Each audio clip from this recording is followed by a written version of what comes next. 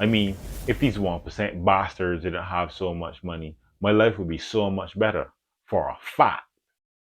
Yup. Back in June, 5 billionaires were doing what billionaires normally do, spending their money and minding their own business. Unfortunately, they died while doing so, and it sparked outrage. People were mad that 5 billionaires died spending money on nonsense. Real talk. Study it for a minute. Wealth distribution in 2023 is such a problem that people straight up hate rich people. Watch this. Elon Musk, Jeff Bezos, Bill Gates, Mark Zuckerberg. Just a few billionaire names that make people mad. People hate them. And I'm willing to bet you know someone personally that gets heated over billionaires. Guaranteed. Billionaire lives matter, but the gap between the rich and the poor continues to widen. According to Statista.com, in the first quarter of 2023, 69% of the total wealth in the United States was owned by the top 10% of earners. In comparison, the lowest 50% of earners only owned 2.4% of the total wealth. Yeah, that's unfair, right? Why should such a small percentage of people control all that paper?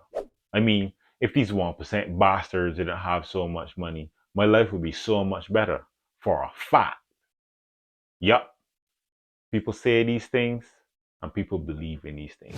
But before we can prove whether or not that's true, there are three main factors I want you to consider to help you understand the widening wealth gap.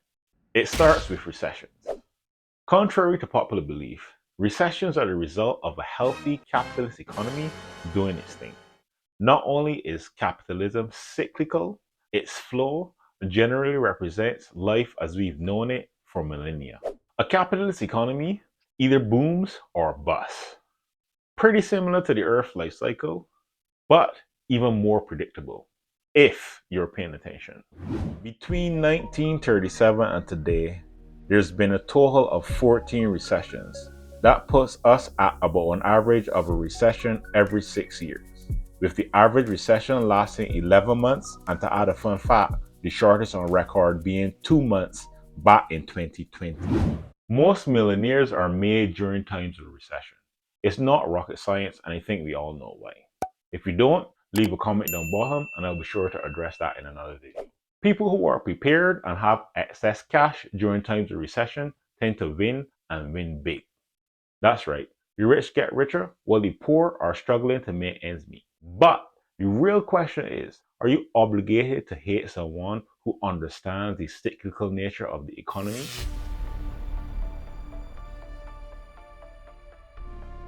Inflation increases your cost of living, and its effects are felt more by the poor. Similar to recessions, it is a byproduct of healthy capitalist economies. It's predictable and it contributes to the increasing wealth gap. The major difference between a recession and inflation is when they occur. Recessions occur during the bust and inflation occurs during the boom. Because it is so detrimental to the poor, inflation needs to be constantly monitored and tracked, and most importantly, kept as low as possible.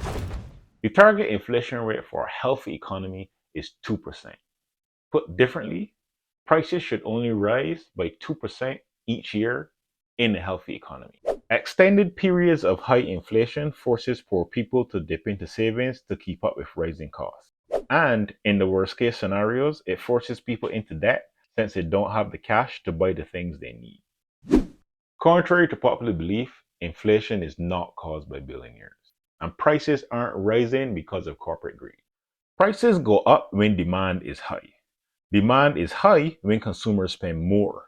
Consumers spend more when the economy is booming.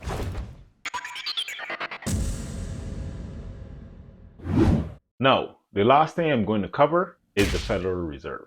The Federal Reserve is the central bank of the United States, and it's responsible for our monetary policy. The Fed has a dual mandate: get inflation to 2%, keep it there, and keep as many people employed as possible. Put differently, keep things affordable and prevent a recession.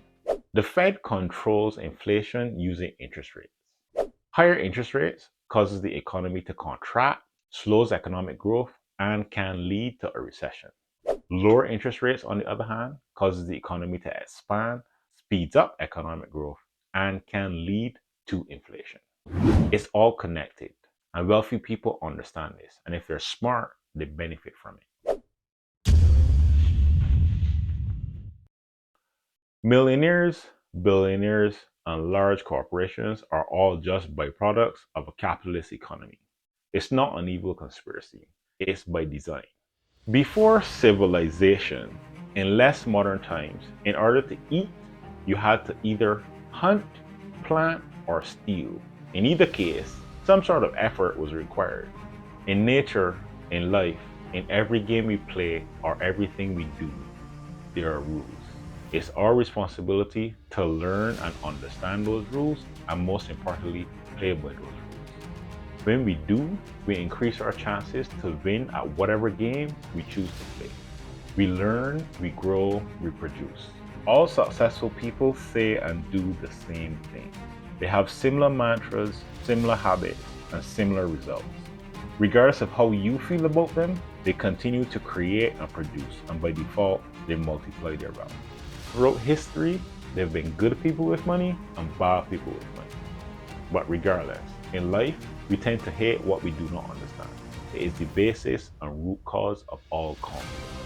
We choose our heroes without scrutiny and our villains by omission. But in real life, we demand our freedom. We claim it as our right. Yet, the most key element, your freedom, is directly proportionate to your efforts, even in bondage. So let me add a little perspective. To be a free black man today, my people, my ancestors, my bloodline, my family first had to survive the Middle Passage. They then had to survive the next 400 years of slavery. Also, I can be free to share this video with you today. So please like, comment, and subscribe because this video literally took over 400 years of slavery to make. It took a lot of effort. Back to the vibe though. In all seriousness, today we are free from our physical shackles and chains. The next two barriers are mental slavery and financial freedom.